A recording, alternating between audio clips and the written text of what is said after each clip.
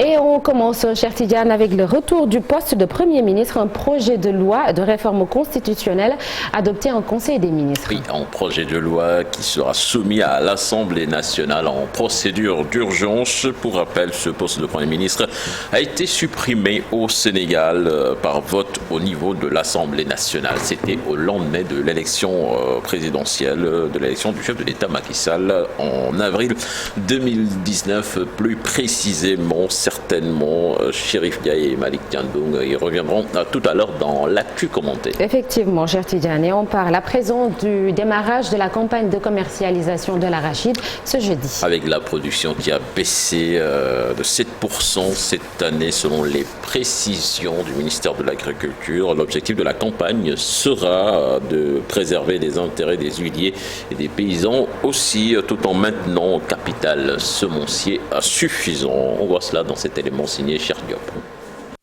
1 677 000 tonnes d'arachide attendues cette année contre 1 800 000 tonnes l'an dernier.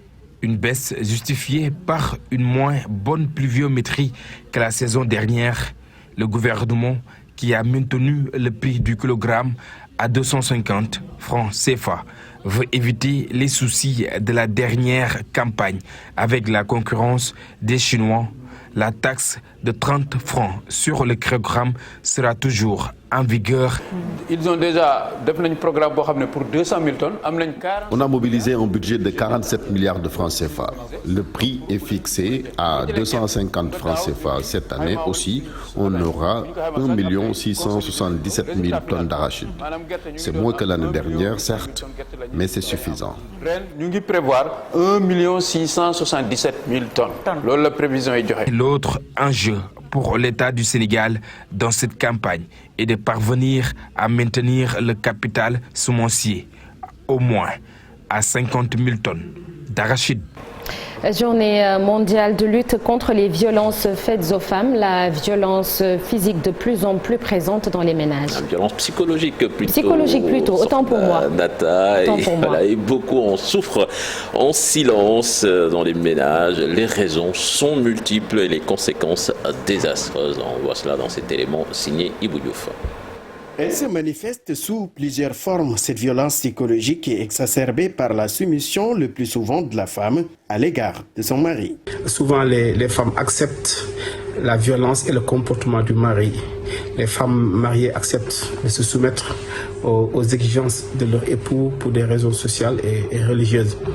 Le type de violence psychologique le plus durement vécu est l'abandon de façon générale, mais surtout l'abandon au profit de la co-épouse. La plupart des victimes disent ne pas être soutenues par leurs propres parents et souvent par leur entourage en général. Les conséquences peuvent être dramatiques avec, entre autres, une perte d'estime en soi. Cette forme de violence peut aussi avoir un impact psychique grave chez la victime, notamment une perte d'estime de soi, une perte de motivation, de l'anxiété ou même des troubles dépressifs. De la violence psychologique à la violence physique, il n'y a qu'un pas, d'où la flambée de nos jours de nombreux cas de viol et de crimes, envers surtout les femmes. Football maintenant, cher Tidiane Diao, Crépin Diatta probablement out pour le reste de la saison. Voilà, Crépin va rater la Coupe d'Afrique des Nations ainsi que la double confrontation pour les éliminatoires de la Coupe du Monde. Un coup dur pour le joueur et la sélection. Le joueur qui va se faire opérer les ligaments croisés. On voit cela dans cet élément signé Ibrahima Kane. À la CAN 2021 est aujourd'hui plus que jamais compromise. L'attaquant de l'ASM souffre d'une lésion du ligament croisé antérieur du genou gauche, une blessure contractée vendredi lors du match Monaco-Lille, soldée par un partage des points, 2 buts partout. Même si aucune date pour le moment n'a été donnée pour son retour, l'attaquant sénégalais devrait être absent de longues semaines selon Niko Kovac, son coach. Une mauvaise nouvelle pour son club, mais aussi pour les Lions, bientôt au front pour le sacre continental. Dans un communiqué médical ce mercredi, le club de la Principauté a annoncé que l'ancien buteur du pourrait acter sa fin de saison, le cas échéant, le meilleur jeune joueur de la CAN 2021 n'aura pas, hélas, l'occasion de confirmer en terre camerounaise en janvier 2022. Voilà, donc la blessure de Krépin Diatta en coup dur pour l'équipe nationale du Sénégal, Malick Thiandoum. Je pense que c'était la dernière chose qu'on souhaitait dans cette opération d'Mdiély Ndamli au Cameroun.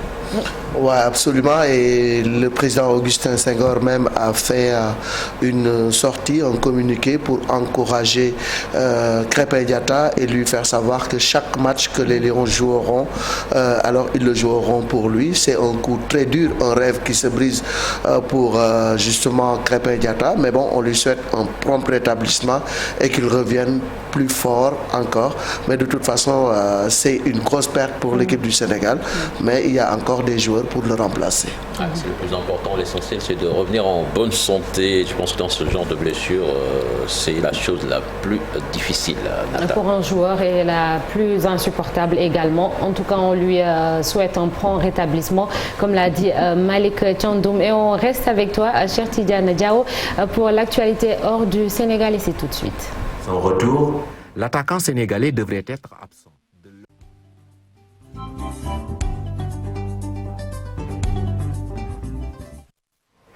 Et on commence avec quel pays, Cheikh Tidiane Diao? Alors, on commence cette actualité internationale avec cette tragédie. 27 migrants décédés ce mercredi dans le naufrage de leur embarcation. C'était au large de Calais, en France. Le ministre de l'Intérieur, Gérald Darmanin, a annoncé 4 arrestations, tandis que Boris Johnson, lui, a convoqué une réunion de crise de son gouvernement à Londres. Cet événement suscite une onde de choc à Paris et Londres. L'embarcation était partie de Dunkerque avec une 50aine de personnes. Elle cherchait à rejoindre les côtes anglaises et c'est un pêcheur qui a découvert les corps flottants au large de Calais. Une quinzaine tout d'abord, selon RFI. Un navire de la Marine nationale a ensuite été dérouté pour aller les récupérer. Depuis, le bilan ne cesse de s'alourdir et les recherches sont toujours en cours. En Côte d'Ivoire, Guillaume Soro a refusé une nouvelle fois de comparaître, lui, devant la justice française pour ce dossier dans lequel Michel Gbagbo, fils de l'ancien président ivoirien, l'accuse de séquestration. C'était en 2011 en Côte d'Ivoire.